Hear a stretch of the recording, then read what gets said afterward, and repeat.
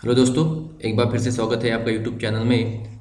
आज हम workshop calculation and science इसके ऑब्जेक्टिव्स का 8 पार्ट देखेंगे।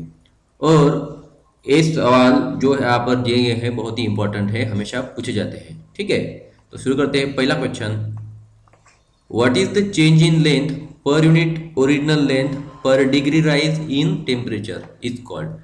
मतलब तापमान में प्रति डिग्री मूल लंबाई में परिवर्तन को क्या कहा जाता है। तो देखो, जो भी अगर लंबाई में फर्क हो रहा है यहाँ पर तापमान की वजह से, तो हम उसे बोलेंगे कोएफिशिएंट ऑफ लीनियर एक्सपेंशन, यानी रेखीय प्रसार गुणांक। देखो यहाँ पर बोला है लेंथ में क्या हो रहा है, परिवर्तन हो रहा है, लंबाई में परिवर्तन, तो वो हो जाएगा लीनियर एक्सपेंशन। ठीक है। What is the unit of coefficient of linear expansion. रेखीय प्रसार गुणांक की इकाई क्या है।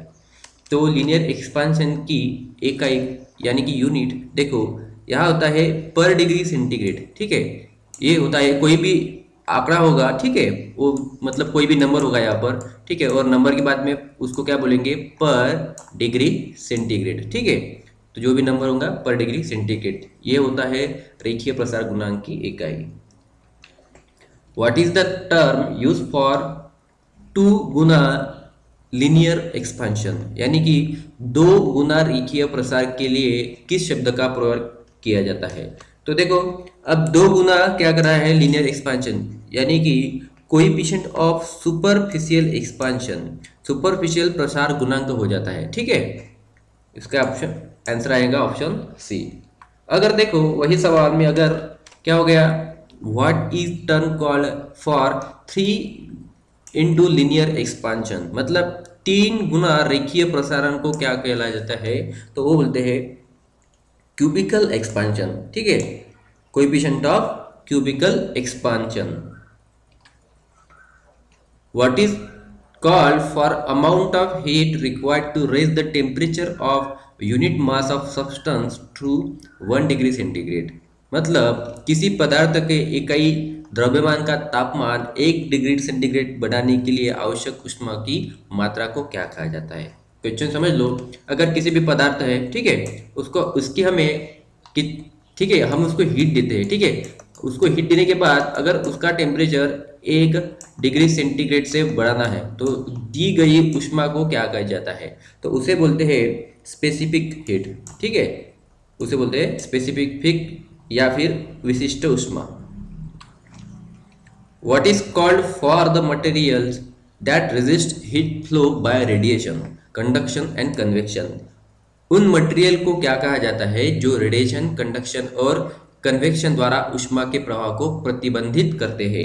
मतलब यहाँ पर हीट को रेजिस्ट कर रहे हैं, प्रतिबंधित कर रहे हैं, उसे हम बोलेंगे इंसुलेटर। ठीक है, जो ऊष्मा का मतलब कन्वेक्शन नहीं कर सकता, कंडक्शन भी नहीं कर सकता और रेडिएशन भी नहीं हो सकता। ठीक है, तो उसे बोलते हैं इंसुलेटर।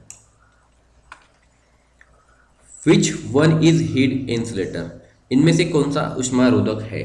ऊष्मा को कौन रोकता है, तो आपने देखा होगा थर्माकोल। ठीक है, ये ऊष्मा का रोधक है, यानी कि हीट इंसुलेटर है। Which one has the highest thermal conductivity, किसमें ऊष्मा चालकता सर्वाधिक होती है। देखो, जो सॉलिड आइस होता है, ठीक है, ठोस बर्फ, इसमें सबसे ज्यादा ऊष्मा चालकता होती है। ठीक है, सॉलिड आइस या फिर ठोस बर्फ। Which insulating material is most widely use in refrigerators, refrigerator में व्यापक रूप से उपयोग किए जाने वाले मटेरियल कौन सा है। रेफ्रिजरेटर में देखो दोस्तों, ये जो पॉलीयूरेथेन होता है ये सबसे ज्यादा इस्तेमाल होता है। ठीक है, polyurethane. Which one is a poor heat insulator, इनमें से कौन सा एक खराब ऊष्मा रोधक है। खराब ऊष्मा रोधक यानी कि इसमें से हीट क्या हो जाती है, पास हो जाती है। ठीक है, तो देखो अगर यहाँ पर हमने हीट दे दी इसको नीचे से, अगर ऊपर से अपने को भी हीट मिल रही है, ठीक है, तो वो हो जाता है प्योर हीट इंसुलेटर या फिर खराब ऊष्मा रोधक। तो देखो इनमें से अगर कांच, ठीक है, ग्लास यानी कि कांच को अगर हमने ऊष्मा दी तो हमें उसकी दूसरी सतह पर हीट मिल जाएगी। ठीक है, तो कांच यहाँ पर पुअर हीट इंसुलेटर हो गया। What is known for the temperature at which any solid melts into liquid, किस तापमान पर कोई ठोस द्रव में पिघल जाता है। अगर देखो कोई भी सॉलिड है, ठीक है, ठोस है, उसका क्या हो रहा है, लिक्विड हो रहा है, ठीक है, उसको वो कन्वर्ट हो रहा है लिक्विड में, मतलब सॉलिड का कन्वर्शन लिक्विड में हो रहा है, तो उसे हम बोलेंगे मेल्टिंग पॉइंट। क्या बोलेंगे, उसका मेल्टिंग पॉइंट, ठीक है। अगर आपने धातु, किसी को भी धातु को अगर पिघलते हैं तो ठीक है, धातु को अगर पिघलते हैं तो वो क्या हो जाता है, उसका लिक्विड में कन्वर्जन हो जाता है, यानी कि द्रव में, तो उसको क्या बोलेंगे, melting. What is the melting point of aluminium. Aluminium का मेल्टिंग पॉइंट होता है 660 degree centigrade. What is the boiling point of aluminium. अब देखो बॉइलिंग पॉइंट पूछा है, यानी कि एल्यूमिनियम का गलनांक पूछा है, तो एल्यूमिनियम का गलनांक होता है 2519 डिग्री सेंटीग्रेड। देखो पिछले क्वेश्चन में हमें एल्यूमिनियम का क्वथनांक पूछा था, यानी कि मेल्टिंग पॉइंट, अब पूछा है बॉइलिंग पॉइंट, ठीक है, तो ध्यान रखना। What is the boiling point of water. पानी का क्वथनांक, ये सब आपको तो पता ही होना चाहिए। Boiling point of water degree centigrade में 100 होता है, ठीक है, और ये जो होता है ये 212 सेंटीग्रेड में नहीं चाहिए, या अगर फ़ारेनहाइट होता तो ये भी पानी का बॉइलिंग पॉइंट होता, ठीक है।